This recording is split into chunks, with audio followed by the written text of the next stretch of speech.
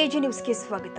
ರಂಭಾಪುರಿ ಪೀಠದ ಶ್ರೀ ವೀರ ಗಂಗಾಧರ ಜಗದ್ಗುರುಗಳ ಭಾವಚಿತ್ರಕ್ಕೆ ಲೋಕಭವನದಲ್ಲಿಯೇ ನಮಸ್ಕರಿಸಿ ಡಿಕೆ ಶಿವಕುಮಾರ್ ಅವರು ಎಲ್ಲಾ ಧರ್ಮದ ಗುರುಗಳ ಸಮ್ಮುಖದಲ್ಲಿಯೇ ಪ್ರಮಾಣ ವಚನ ಸ್ವೀಕರಿಸಿರುವುದು ನಮಗೆ ಅತೀವ ಸಂತೋಷ ತಂದಿದೆ.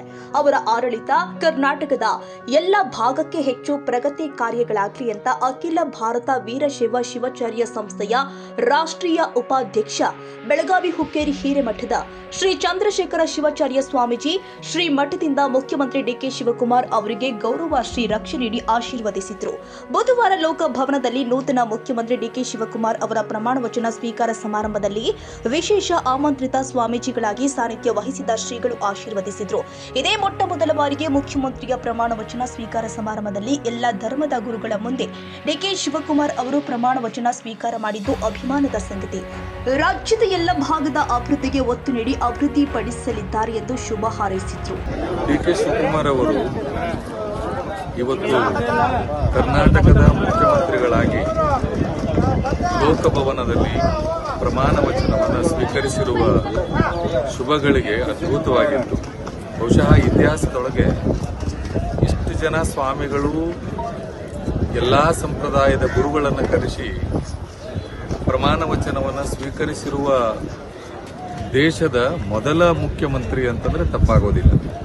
ಬಹುಶಃ ಅವರು ಪ್ರಮಾಣ ವಚನವನ್ನು ಸ್ವೀಕರಿಸುವ ಸಂದರ್ಭದಲ್ಲಿ ಅವರು ನಂಬಿರತಕ್ಕಂಥ ರಂಭಾಪುರಿ ಲಿಂಗೈಕ್ಯ ವೀರಗಂಗಾಧರ ಜಗದ್ಗುರುಗಳ ಭಾವಚಿತ್ರಕ್ಕೆ ನಮಸ್ಕರಿಸಿ ಪ್ರಮಾಣ ವಚನವನ್ನು ಸ್ವೀಕರಿಸುವಾಗ ನಮಗೆ ಬಹಳಷ್ಟು ಸಂತೋಷವಾಯಿತು. ಬಹಳಷ್ಟು ಜನ ನಾವೇ ಉತ್ತಮ, ನಾವೇ ಸರ್ವೋತ್ತಮ ಅಂತ ಇರ್ತಾರೆ. ಆದರೆ ಡಿ ಕೆ ಶಿವಕುಮಾರ್ ಅವರು ಗುರುವೇ ಸರ್ವೋತ್ತಮ ಅಂತ ತಿಳಿದು ತಾಳ್ಮೆಯಿಂದ ನಡೆದ ಪರಿಣಾಮ ಇವತ್ತು ಮುಖ್ಯಮಂತ್ರಿಗಳಾಗಿ ಆಯ್ಕೆಯಾಗಿದ್ದಾರೆ. ಅವರು ಒಳ್ಳೆಯ ಕಾರ್ಯಗಳನ್ನು ಮಾಡಲಿ. ಅವರ ಏನು ಒಂದು ಸಂಪುಟದಲ್ಲಿ ಸಚಿವರಾಗಿ ಪ್ರಮಾಣ ವಚನವನ್ನು ಸ್ವೀಕರಿಸಿರುವ ಎಲ್ಲಾ ಸಚಿವರು ಒಳ್ಳೆಯ ಕಾರ್ಯಗಳನ್ನು ಮಾಡಲಿ ಅಂತೇಳಿ ಶುಭವನ್ನು ಹಾರೈಸುತ್ತೇನೆ. ಬೆಳಗಾವಿಯಿಂದ ಸತೀಶ್ ಜಾರಕಿಹೊಳಿ ಅವರು ಸಚಿವ ಸಂಪುಟ ದರ್ಜೆಯ ಸಚಿವರಾಗಿ ಪ್ರಮಾಣ ವಚನ ಸ್ವೀಕರಿಸಿದ್ದು ಅತೀವ ಸಂತೋಷ ತರಿಸಿದೆ. ಬಹುದೊಡ್ಡ ಜಿಲ್ಲೆಯಾದ ಬೆಳಗಾವಿ ಜಿಲ್ಲೆಗೆ ಸಚಿವ ಸ್ಥಾನ ದೊರೆಯುವಂತಾಗಲಿ ಅಂತ ಶ್ರೀಗಳು ನೂತನ ಸಚಿವ ಸತೀಶ್ ಜಾರಕಿಹೊಳಿ ಅವರಿಗೆ ಶುಭ ಹಾರೈಸಿದರು. ಕನ್ನಡಿಗರ ಮೆಚ್ಚಿನ ನಿಮ್ಮ ಎಜೆ 24/7 ನ್ಯೂಸ್ ಕನ್ನಡ ವಾಹಿನಿ ಇದೀಗ ಟಿವಿಯಲ್ಲಿ ಲಭ್ಯ. ನೋಟಿಸ್ ಕೊಟ್ಟಿದ್ರೆ ವಾಪಸ್ ತಗೋತೀವಿ. ಇವತ್ತು ವಕ್ಫ್ ಪ್ರಾಪರ್ಟಿ ಅಂತೇಳಿ ಬರ್ತದೆ ಅಂತ ಹೇಳಿದ್ರೆ ರೈತರು ಬೀದಿಗೆ ಬಂದ್ರೆ ಏನ್ ಮಾಡ್ಬೇಕಾಗುತ್ತೆ? ಯಾರು ವೋಟ್ ಹಾಕಲಿಲ್ಲ ಅಂದ್ರೆ ಗ್ಯಾರಂಟಿನೆಲ್ಲ ಸ್ಟಾಪ್ ಮಾಡ್ಬಿಡ್ತೀವಿ.